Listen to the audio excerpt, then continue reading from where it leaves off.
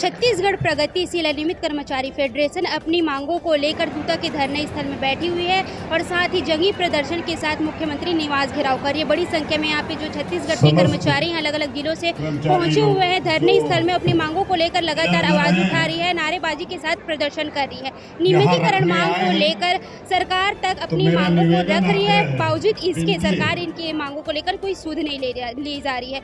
इस संबंध में आज हम बात करेंगे अध्यक्ष जी से, गोपाल साहू जी से। क्या कहेंगे सर, जंगी प्रदर्शन कर रहे हैं और मुख्यमंत्री निवास घेराव कर रहे हैं, उसको लेकर क्या? छत्तीसगढ़ प्रगतिशील अनियमित कर्मचारी फेडरेशन अपने प्रदेश के अनियमित कर्मचारियों को नियमितीकरण, स्थायीकरण, निकाले गए कर्मचारियों की बहाली, न्यून वेतन पाने वाले कर्मचारियों को न्यूनतम वेतन, अंशकालीन कर्मचारियों को पूर्णकालीन, आउटसोर्सिंग, ठेका, सेवा प्रदाता समूह या समिति के माध्यम से जो नियोजित कर्मचारी उनको सीधे विभाग में नियोजन को लेकर के आज जंगी प्रदर्शन का आयोजन किया हुआ है और थोड़ी देर में हम मुख्यमंत्री निवास घेराव करने के लिए निकलेंगे। मैं बताना चाहूँगा कि भारतीय जनता पार्टी सरकार ने जब विपक्ष में थे तो हमारे मंच पर आकर हमको आश्वस्त किया था कि भारतीय जनता की पार्टी की सरकार बनने पर आप लोगों की बातों को एक सकारात्मक ढंग से हल करेंगे। लेकिन भारतीय जनता पार्टी की सरकार बने 1.25 साल से अधिक समय हो गया है। सरकार हमारी बातों पर गंभीरता से विचार नहीं कर रही है, जिससे प्रदेश के अनियमित कर्मचारी काफ़ी व्यथित और आक्रोशित हैं। नियमितीकरण मांग के लिए आप लगातार आवाज उठा रहे हैं सरकार से, बावजूद इसके अभी तक सरकार ने सुध नहीं ली है।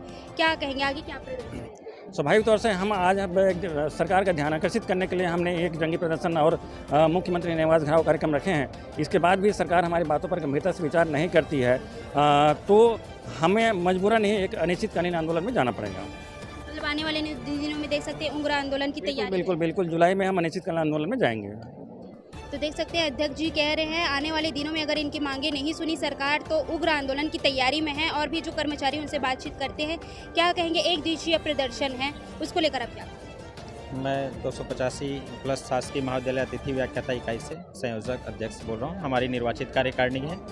हमारी मांग लगातार वर्षों से है, 30 वर्ष से ये व्यवस्था बनी हुई है और अभी शासन ने अच्छा पहल किया था, एक पॉलिसी बनाई है, लेकिन पॉलिसी में बहुत सारी कमियां हैं जिसमें हमको स्थायीकरण, नियमितीकरण की हमारी मांग है।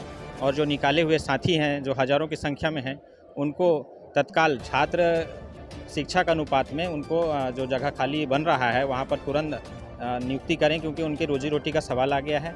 साथ में जो कालखंड व्यवस्था है कि भाई जितना पढ़ा रहे हैं, हम रहते हैं दिन भर महाविद्यालयों में और हमको कालखंड के हिसाब से कहीं कॉलेजों में, छोटे कॉलेजें हैं जहाँ पर पढ़ाई जब छात्र संख्या कम है वहाँ पर कम कक्षाएं होती हैं तो वहाँ 10,000 5,000 रुपये बन रहा है।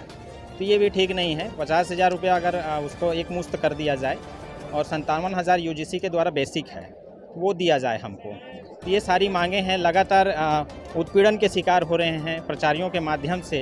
जो अग्रणी कॉलेज हैं और जो बड़े लीड कॉलेज हैं, प्राचार्य वहाँ परेशान कर रहे हैं, अतिथियों को काम करने नहीं दे रहे हैं, लगातार नोटिस जारी कर रहे हैं। हम अपनी बातों को और अपनी मांगों को संवैधानिक तरीके से, कानूनी तरीके से, कलम के माध्यम से पत्राचार करते हैं। उन पत्राचारों पे भी उनको तकलीफ हो रहा है और एक सिंडिकेट बनाकर जो अध्यक्ष हैं, सचिव हैं, जो काम कर रहे हैं, उनको बाहर निकालने का काम भी महाविद्यालय के प्राचार्य कर रहे हैं, जो कि निंदनीय है। मैं इसकी घोर निंदा करता हूं और शासन में बैठे जितने भी हमारे जनप्रतिनिधि हैं उनसे मैं हाथ जोड़ के विनती करता हूं कि जो जितने भी कर्मचारियों के हैं, ये इनकी ज़िंदगी क्या है, सबको हमको कब्र में चले जाना है।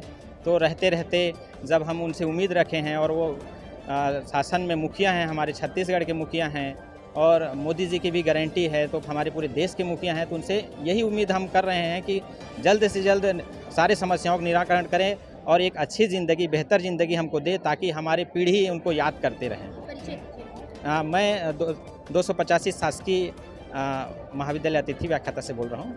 आप सरकार से क्या अपील करेंगे? मैं सरकार से वही अपील करता हूँ कि हम लोग 2011 से लेकर आज तक हम लोग सरकार को आवेदन निवेदन करते आ रहे हैं। जो निचले स्तर के जो प्रतिनिधि है उनको भी हम लोग आवेदन निवेदन करते आ रहे हैं, बस आश्वासन ही दे रहे हैं, लेकिन हम लोगों को ना वेतन वृद्धि हो रहा है, ना कम सम्मान वेतन मिल रहा है।